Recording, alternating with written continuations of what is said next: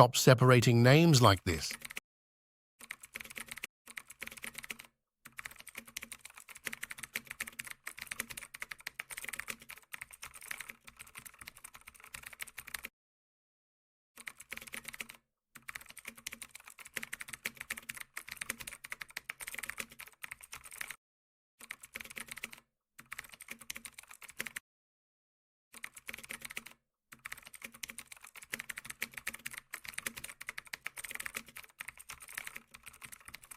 Instead, type the first name and drag it down.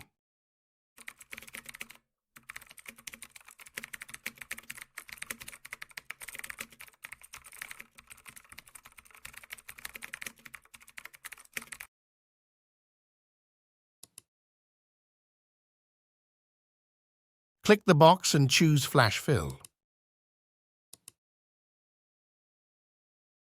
Repeat for the last name.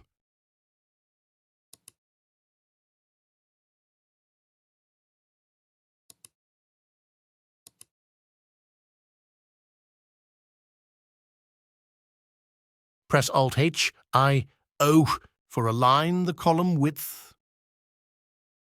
Now here you can see your result.